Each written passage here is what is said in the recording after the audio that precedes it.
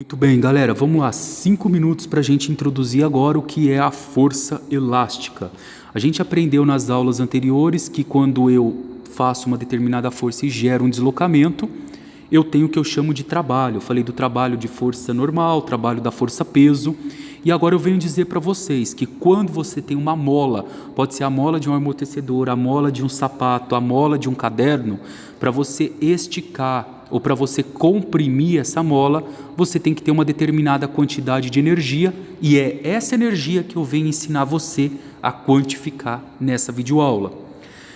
Essa parte, pessoal, ela parece ser um pouco inútil quando a gente fala de mola, mas ela é uma das partes mais importantes na engenharia, e vocês vão ver algumas aplicações disso no que a gente chama de lei de Hooke, tá? Isso nada mais é do que a lei de Hooke, e vocês vão aplicar comigo daqui a algumas aulas.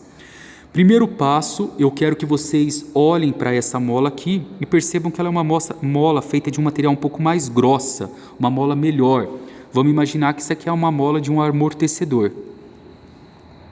Imagina agora uma mola mais simples, sendo uma mola, por exemplo, de um determinado caderno. Quando você vai no mercado e compra a primeira mola ou a segunda, ela vem na embalagem dela marcado K igual. Esse K é chamado de constante elástica. Toda mola tem uma constante elástica que mede, pessoal, a capacidade de deformar ela ou não. Por exemplo, o amortecedor, ele tem uma constante elástica muito grande. O que significa isso? Que eu tenho que fazer muita força para gerar uma deformação. O caderno, por exemplo, ele tem uma constante elástica muito baixa. Basta eu aplicar uma pequena força nele que ele já vai sofrer aquela deformação. Para que eu consiga explicar e mostrar como que é feito o experimento da constante elástica, eu gostaria que vocês observassem esse exemplo. Eu tenho uma mola aqui parada, nessa situação que eu vou chamar de situação 1. Então, nesse primeiro momento, eu não coloquei força nenhuma nessa mola, então ela consegue estar parada no estado inicial dela. Aí de repente eu venho aqui na situação 2 e coloco um peso aqui de 1 kg. Lembra que 1 kg são 10 newtons, tá bom? Põe aqui um pezinho de 1 kg. E quando eu coloco um peso de 1 kg nessa mola, ela se deformou aqui, 2 centímetros. Se eu colocar aqui agora um peso de 20 quilos, de 20 newtons, que são 2 quilos, eu vou perceber que essa mola aqui agora se deformou 4 centímetros.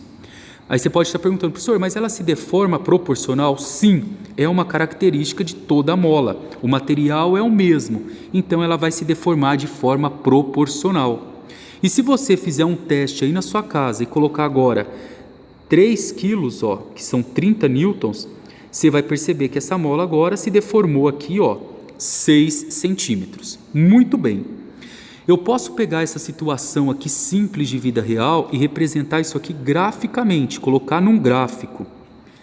Nesse gráfico, pessoal, eu vou traçar 2 eixos. O primeiro eixo é esse aqui deitado. Nesse eixo deitado, eu vou colocar o quanto a minha mola deformou. E no eixo que está em pé, esse outro aqui, eu vou colocar a força que eu estou aplicando para gerar aquela deformação. Então, observem que no primeiro momento, o que eu fiz? Eu apliquei uma força aqui de 10 newtons e gerei uma deformação de 2 centímetros. Depois eu apliquei uma força de 20 newtons, que foram 2 quilos que eu coloquei, e gerei uma deformação de 4. E para a força de 30 newtons, eu gerei uma deformação de 6. Quando eu junto esses pontos, eu passo a ter aqui uma reta. E essa é uma característica da lei de Hooke. Essa deformação ela é sempre proporcional. Quanto mais força eu coloco no objeto, maior é a deformação dele. Muito bem, pessoal. Agora, dentro desse conceito, olha o que eu faço aqui. Eu vou escolher um triângulo qualquer. Eu vou pegar esse aqui, Esse aqui, por exemplo. E eu vou colocar essa inclinação aqui que eu vou chamar de alfa. Observem esse triângulo e vejam comigo que ele tem uma determinada altura que é de 30 newtons e ele tem aqui embaixo uma base que vale 6 centímetros. E agora eu vou mostrar para vocês o que é aquela constante elástica. Fazendo esse experimento que é muito simples, que é colocar peso e medir a deformação, representando isso no gráfico, Observe que esse 30 aqui, ele nada mais é do que o cateto oposto a alfa. Então, 30 newtons é o cateto oposto ao alfa. E os 6 centímetros ali embaixo, ele é o cateto adjacente ao ângulo alfa. Quando eu tenho um triângulo retângulo com cateto oposto e cateto adjacente, eu estou tratando de um conceito chamado tangente de um ângulo, tangente de alfa. Quem que é a nossa tangente de alfa? A medida do cateto oposto, que vale 30, sobre a medida do cateto adjacente, pessoal, que vale 6 centímetros. Se vocês dividirem 30 por 6, isso aqui vai dar 5 newtons por centímetros. 30 por 6 dá 5, newton está em cima, centímetros está embaixo. Esse valor, pessoal, é o que vem marcado na embalagem dessa mola, tá? Eu pego essa mola, faço esse experimento, essa é a nossa constante, e ela vem representada com esse K, certo? Então, se esse K aqui fosse 10 newtons por centímetros, essa mola seria mais resistente. Se esse meu K tivesse dado 1 newton por centímetro, esse meu K seria menos resistente. E representando isso aqui para vocês de uma outra forma, olha o que eu faço aqui. Eu vou apagar o 30 e vou apagar o 6. Eu vou colocar aqui de verde para ficar bem claro para você. No lugar do 30, eu estou trabalhando com o quê? Com a força. Então aqui eu tenho uma força que está medida em newtons.